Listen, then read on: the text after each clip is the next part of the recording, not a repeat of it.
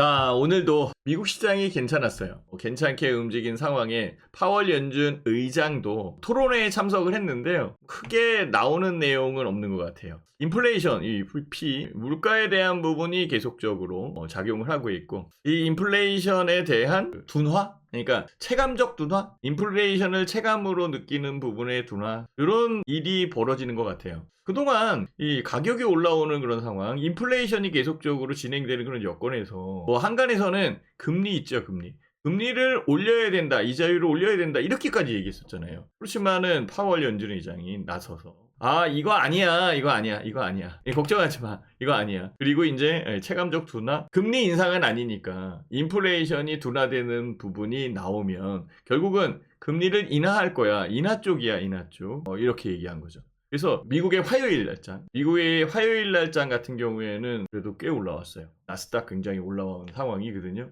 올라온 부분들이 인플레이션 이 부분에 둔화되는 것, 이런 것을 좀 느낀 거 아닌가, 시장이 인정해 준 거 아닌가 생각을 해봅니다. 자, 요 여건에 미국 시장 한번 봐보자. 미국 시장은 이렇게 다우, 나스닥, S&P 3대 지수가 올라왔고, 그 다음에 필라델피아 반도체 지수 얘도 1.68% 많이 올라왔는데, 미국 시장은 빅테크 기업으로 움직였어요. 우리도 빅테크 움직여야 되는데, 필라델피아 반도체 지수 움직인 거고, 독일 시장하고 프랑스 시장 있죠. 유럽 시장은 혼조세를 보였는데요. 독일 시장이 좀 올라왔고, 전체적 부분이 계속적으로 올라오리다, 많이 올라올 것이다, 이런 것들은 추적해야 되는 그런 상황이지만, 대부분 투자자들이 이제는 좀 많이 내렸으니까 올라오지 않겠느냐, 올라올 가능성이 높지 않겠느냐, 이렇게 생각을 하는 것 같아요. 저 또한 그 생각에 동감한다 라고 이렇게 말씀을 드리도록 하겠습니다. 자, 이렇게 전체적 부분에서 미국 시장, 그 다음에 우리나라 시장이 쉰 것, 목요일 날장을 기다리고 있는 여건에서 우리가 해야 될 일들, 이런 것들을 하나씩 풀어서 알려드리도록 할게요. 자, 미국 시장이 올라온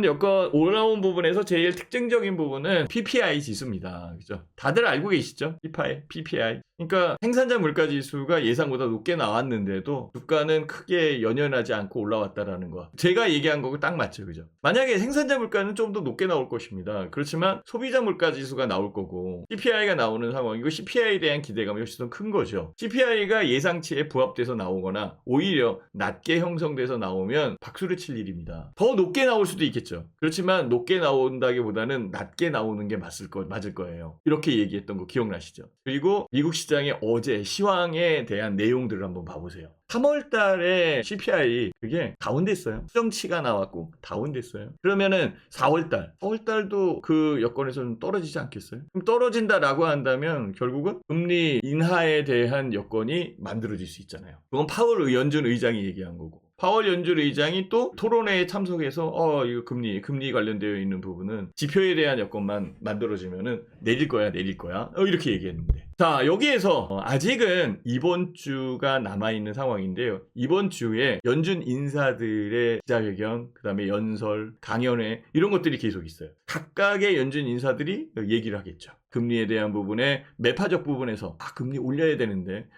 아직은 금리를 내릴 수는 없는 그런 단계입니다, 이런 식으로 얘기할 거고, 비둘기파적인 부분에서 나오는 것은 당장에 지금 금리를 내려야지, 경기 침체로 들어가는 그런 상황에서 금리를 내릴 수밖에 없잖아, 이렇게 얘기를 할 테니. 그렇죠? 그래서 이런 것들이 지금 서로 경쟁을 하듯이 서로 치열하게 치받고 있는 그런 상황입니다라고 말씀드릴게요. 오늘 타이틀을 한번 보여드릴게요. 오늘 타이틀이 좀 그런데요. 요거예요. 정말 이거 큰일입니다. 외국인들이요, 초단타로 움직이고 있어요. 보통 외국인들은 우리나라 시장에 들어와서 우량주를 사놓고 그 다음에 장기 투자에 가거든요. 좀 짧게 매매하는 유럽 자금들, 그래도 걔네들이 초단타를 하고 있진 않아요. 유럽 자금 중에서 제일 발빠르게 움직이는 자금이 영국계 자금이거든요. 근데도 초단타를 하진 않았어요, 우리나라 시장. 여기에 전 세계 시장에서 우리나라가 차지하는 경제적 비중이 옛날보다는 높아졌지만 전체 시장에서 볼 때는 미국이 제일 큰 거죠. 일본이 큰 거죠. 중국이 큰 거죠. 우리나라도 크지만은 거기에 비교되지 않기 때문에 작은 부분으로 보인다. 그 작은 부분에 투자할 수 있는 종목들이 몇 개나 있겠어요. 글로벌 헤지펀드에 제가 공부를 할 때, 삼성증권에서 공부를 할 때 글로벌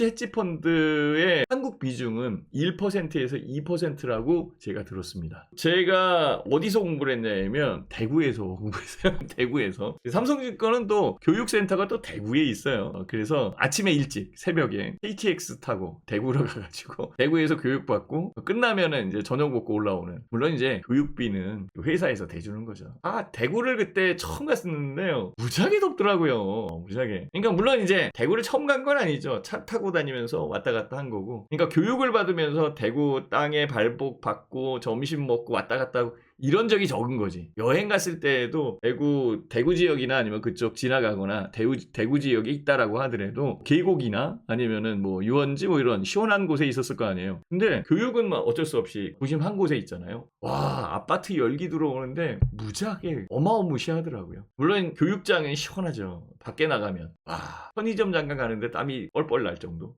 고빈도 알고리즘 기반, 알고리즘 AI 기반이라는 거예요. 아주 발빠르게 빠르게 다수의 종목군, 여러 개의 종목군으로 움직여요. 지금 200개에서 300개 종목군이 막 진짜로. 아니 생각을 해보세요. 외국인들이 우리나라에 그러면 이제 거꾸로 생각을 해봐. 여기 계시는 구독자님들이 이제 펀드 매니저인데 영국 가서 투자해. 영국에 뭐 어떤 종목. 그 영국이 크니까 좋아.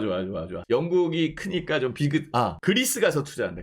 그리스에서 뭐 살 거야? 없잖아. 그리스의 대표적인 회사, 뭐 여행업이나 뭐 이런 쪽 몇 개뿐이 안 되지. 거기에도 수백 개, 수천 개의 이 상장 종목이 있겠지. 우리나라 같은 경우에 3,000개의 상장 종목이 있잖아요. 거기에서 10%면 300개거든요. 300개를 움직인다니까. 뭐에 의해서? 알고리즘에 의해. 사타 팔았다 하는 거예요. 정말 진짜 외국인들도 이렇게 얘기해. 이렇게 매매를 하니까. 우리나라 시장이 왜 이렇게 됐냐? 알고리즘에 대한 변화가 지금 굉장히 빠르게 진행되고 있어요. 우리나라 시장에 밀려 들어오고 있다라는 거예요. 예전에는 외국인들이 매매하는 종목 전체 토탈 따져가지고 100개에서 120개? 이 정도? 그러니까 1년, 2년, 3년 이렇게 해가지고 이 매매한 그런 부분들. 근데 이거는 후단타잖아요. 단초에 몇백 개씩 움직인다는. 그래서 최근에 코스닥 시장 있죠. 코스닥 시장에 외국인 매수 자금이 1,000억, 2,000억만 늘었다가 또 1,000억, 2,000억 줄었다가 계속 왔다 갔다. 코스닥을 또 그렇게 움직이는 것도 외국인 입장에서는 그 코스닥 종목에 뭘 알겠어. 별로 나와 있지도 않는 그런 상황이죠. 그거를 매매한다. 자, 이러니 개인 투자자 입장에서는 그리고 주린이 초보자 입장에서는 제대로 된 투자를 할 수 있을까? 저는 그게 걱정이 되는 거죠. 그래서 이 타이틀을 오늘은 헛갓한신일이잖아요. 그리고 장이 안 열린 그런 상황이니까 이 부분을 얘기해 드리는 게 맞겠다라고 생각을 해서 타이틀을 잡고 구독자님께 알려드립니다.